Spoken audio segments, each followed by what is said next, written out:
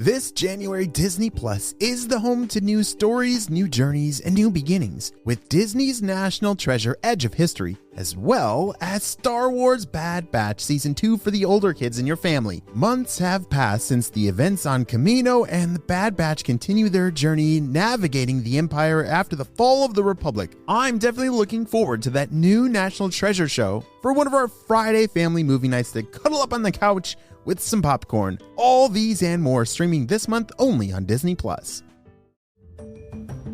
Hello, critter protectors. Mr. Jim here, and welcome to Kids Animal Stories, a place where there's always a mystery and adventure around every single corner. If you love critters of all shapes and sizes, I need you on our Critter Protector team.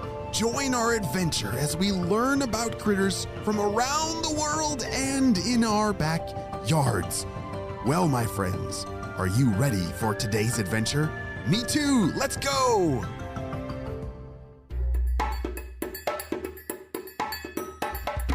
On the last episode, we saw that Billy was enjoying another starry night, dreaming of a time he might be able to get away and fly up to the moon and maybe even touch it. But then he got startled by some kind of loud sound that interrupted his amazing daydream. What in the world was that sound? Let's see what happens next. Just as Billy didn't think the strange, scary noise would stop, it finally did. And the rainforest got pretty quiet too. His hissing must have scared them off, and he didn't have to bite them. Phew! Billy was very relieved. Now he could go back to watching those beautiful stars and that moon in peace. As Billy looked up, he suddenly saw something in the sky. It was the brightest light he'd ever seen, and it didn't quite look like a star because it was much, much brighter. It was even, wow, just so beautiful. He couldn't even stop looking at it.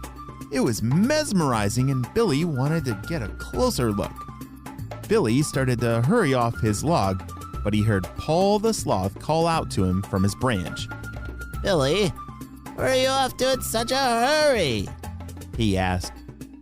I want to see what that beautiful light is, exclaimed Billy the Titan Beetle. Paul the Sloth looked up towards the light and shook his head. "I wouldn't follow after that, Billy. That looks pretty dangerous. That light doesn't look natural." But it's so beautiful, Paul. I've got to go see what that light must be, or where it's coming from, said Billy as he left his log and started to crawl quickly over the rainforest ground. "Be careful, Billy. If you sense danger, turn around and fly home as fast as you can," yelled Paul as Billy hurried away. But by now, Billy was too far away to hear Paul. He was determined to see what that new light could be. What do you think it is?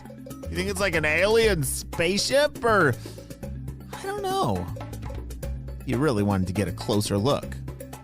Billy crawled as fast as he could for what seemed like hours, but he was still so far away. This is hopeless. I'm never going to find that light before morning comes. Just not fast enough, said Billy. But then, Billy had a wonderful idea. He could fly to the lights. Yeah, even though he couldn't fly for a long time and it did take a lot of his energy, he just had to see what these magnificent lights could be. Yep, that's the answer. I'm done hiking. I gotta pull on my flying wings and fly to see those lights. He opened his wings and began to flap as hard as he could. Soon the gentle night breeze picked him up and away he went. As Billy flew higher off the ground, he could start to see the lights much, much better. They don't look like they're from the sky at all. They look like they're in some kind of village, said Billy as he started to fly closer to those lights.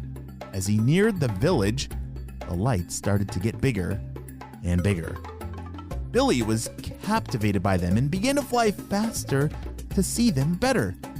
Soon, Billy the Titan Beetle was so close to the village that he could actually see the lights, like they were right in front of him. He couldn't wait to get close to the lights and fly around them. They were the most beautiful things he had ever seen. Billy flew into the village and started to head right to the lights when suddenly, a net was dropped on him. He had been captured by men from the village. Oh no! What in tarnation? Get this off of me! Cried Billy as he tried to wiggle his way out of the net. The men were shining mercury vapor lights to attract Billy in order to catch him. Oh no. Billy struggled against the net, but definitely could not be freed. He was starting to get scared. I should have listened to Paul when he said the lights were dangerous. Have you ever done something when someone told you not to? How did it make you feel afterwards? Not very good, right? Yeah, you kind of feel like, what was I thinking? That is exactly what Billy the Titan Beetle is feeling. Billy didn't know what to do. He was now trapped in a net, and the men were starting to come right towards him. But just then Billy had an idea. His mandibles! Do you remember what a mandible is? Yes, that's his mouth parts of a beetle. They were so strong that he could break a piece of the net, so he could escape. Yes! But he had to do it fast before the men got to him. Billy opened up his jaws and bit down as hard as he could into the net.